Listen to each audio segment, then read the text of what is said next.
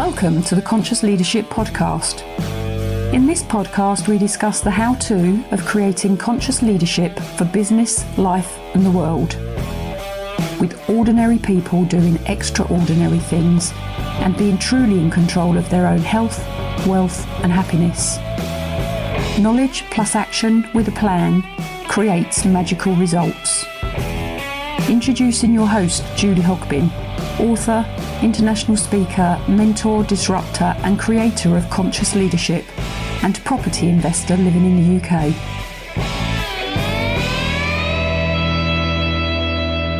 Hello, conscious leadership listeners. I thought I would do an episode on coaching and mentoring and teaching and training and counselling and consulting, because there are so many misunderstood definitions of what they all mean. And I have been known to in the past have a rant on lives and small videos that I put out on my social media channels, and generally it's because I have read something or somebody said something or somebody's just done something that clearly indicates to me they really do not know the differences between the definitions.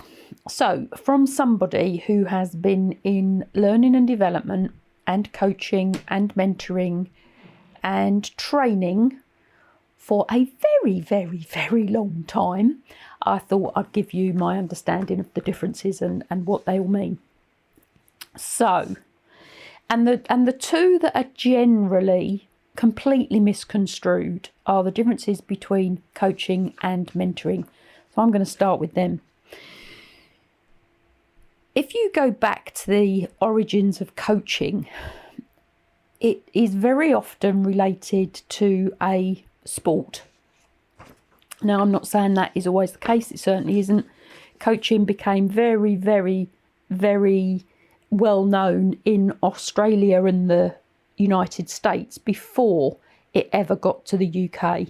And for a number of decades, and still today in some arenas, coaching is not seen as a positive intervention. Quite often people get sent to people, and I say sent to, for coaching as a little bit of a punitive remedy. So they're sent for coaching when something has gone wrong, rather than looking for a coach to enable them to move forward. It's really interesting when you boil this all down, and please remember I've been doing this for a long time, over 3 decades. So coaching in its purest format, and this is the only way I can describe it, coaching in its purest format is unlocking the potential of the individual that is being coached. So what do I mean by that? A coach will ask the coachee questions to get the coachee to come up with their own solutions to their own problems. So in pure coaching, there's no telling. It's about asking questions. In its purest format, there are no judgments made in coaching. There are no opinions given in coaching. The coach asks really good questions and presents the answers back to the coachee in the coachee's own words. So they don't interchange or interpose any of their own words. It's a very reflective process. And with coaching, it is looking forwards. There's a really simple model with coaching that I would advise anybody to get their head around. It's called the GROW model. And the reason I like it is because it is really simple. So with the GROW model, you start with the G, which is the goal. The goal will always be the coachee's goal. What are they there to achieve? What do they want to achieve? What do they want to work on? What's their goal? You come round to the R, and the R is for the reality of their now.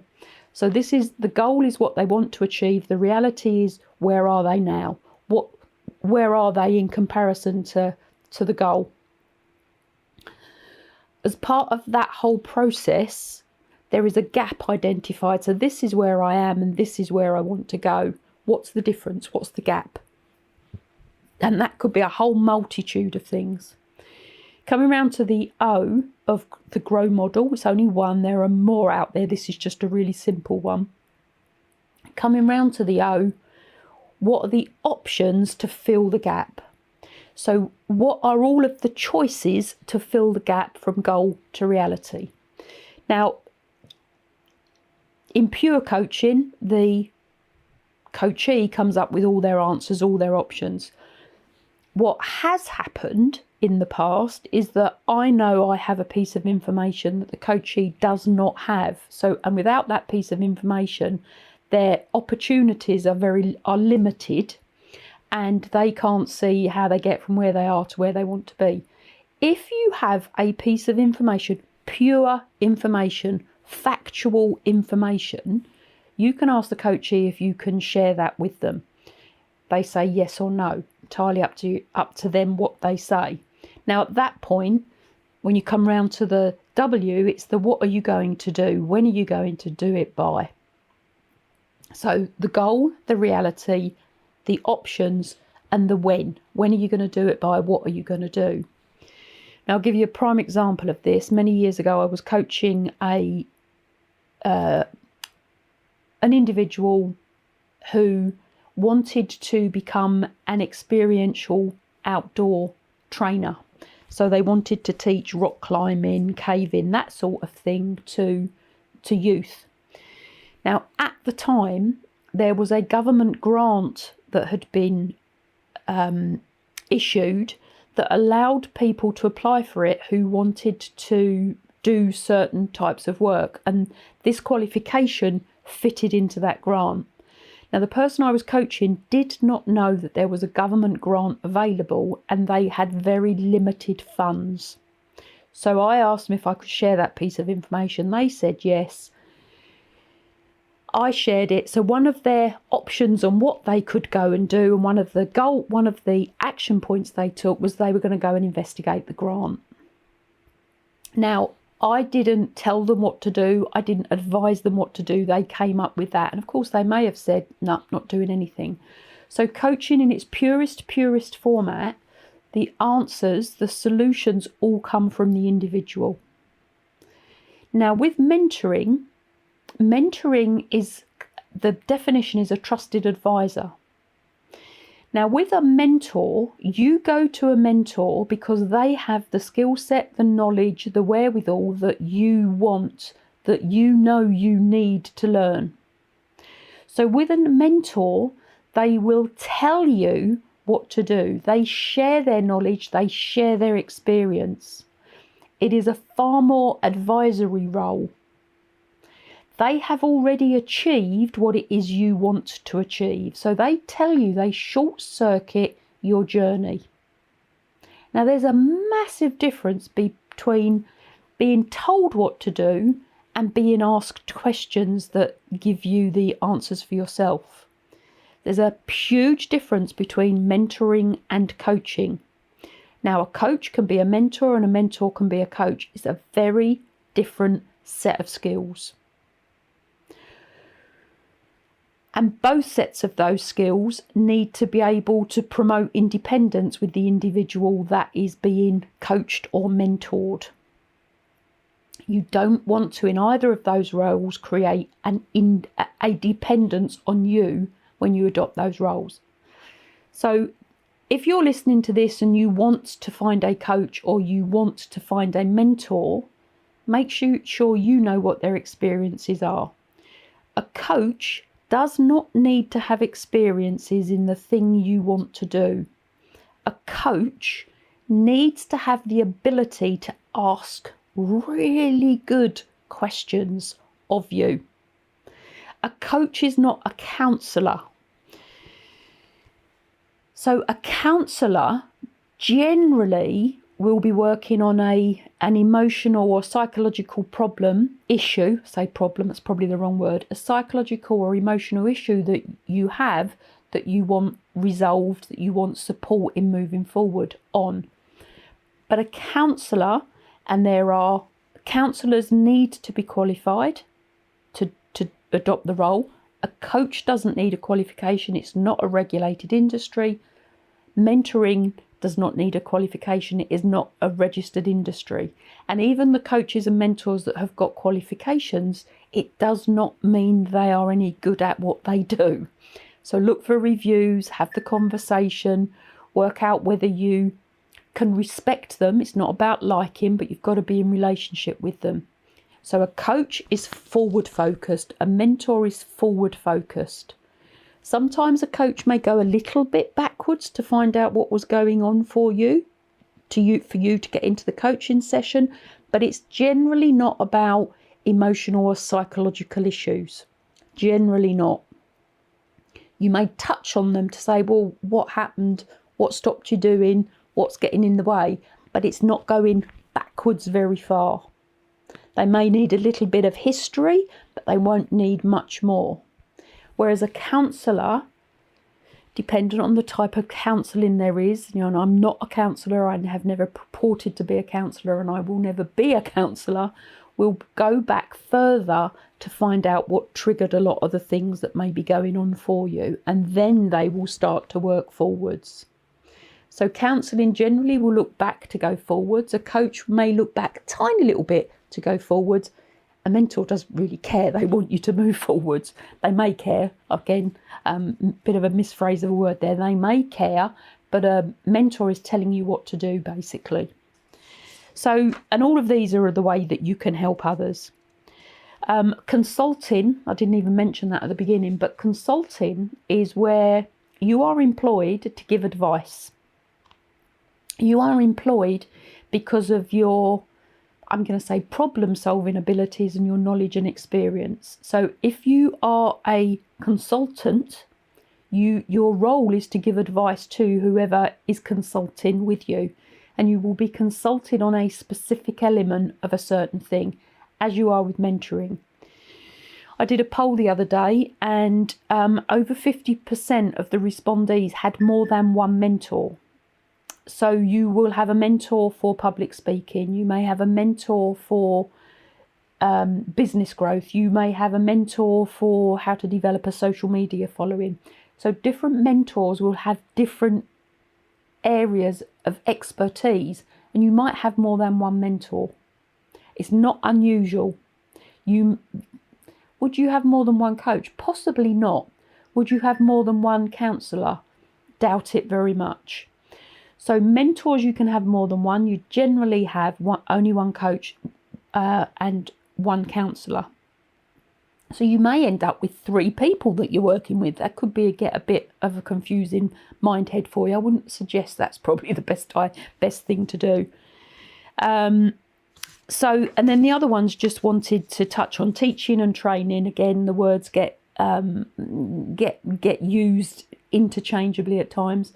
But generally, if you're in or accessing teaching or training, you're going somewhere for a specific set of skills. So you would be taught, I don't know, as an example, Excel. You would be taught Microsoft Word.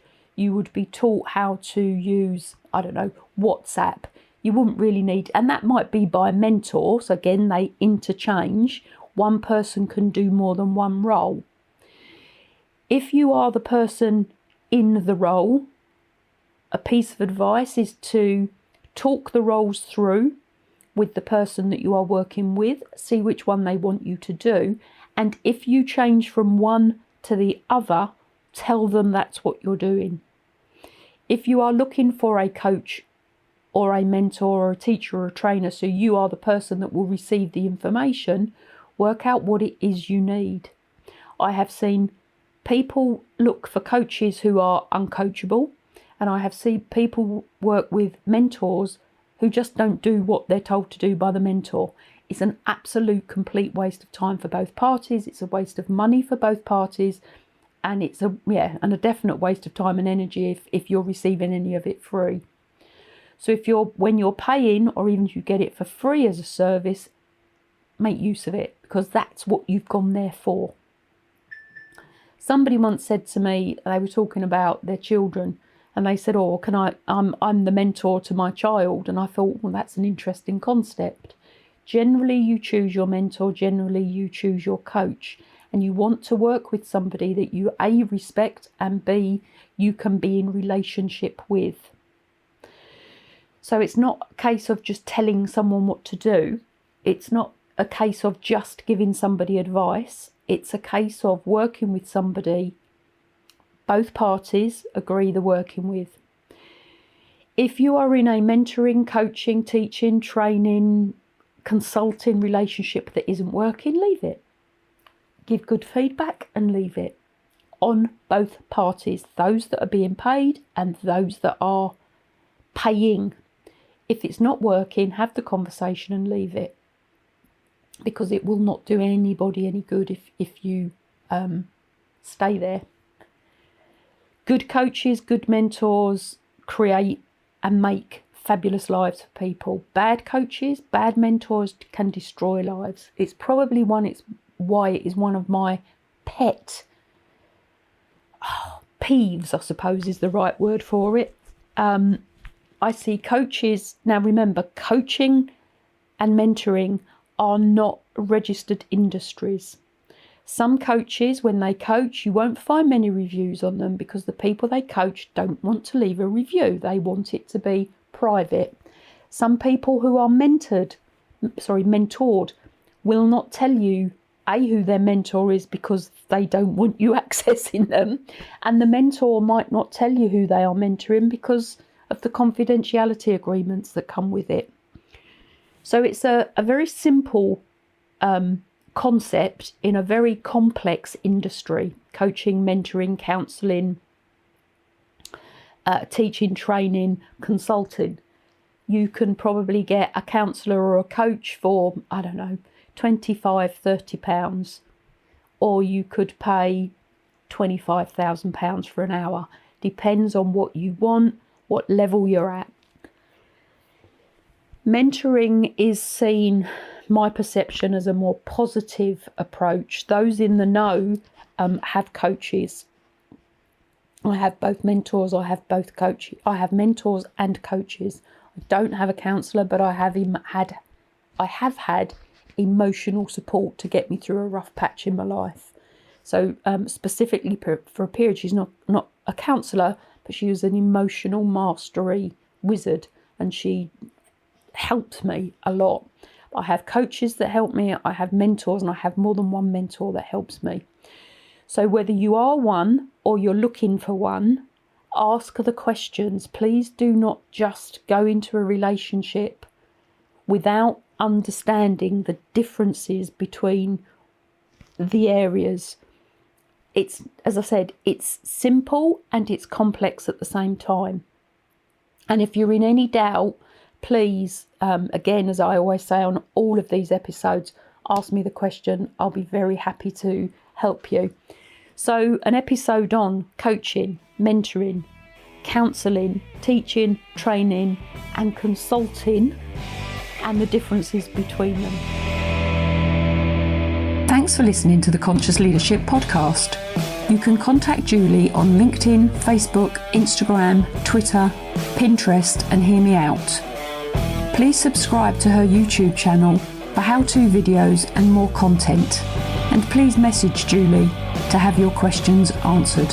Until next time, remember, knowledge plus action with a plan creates magical results.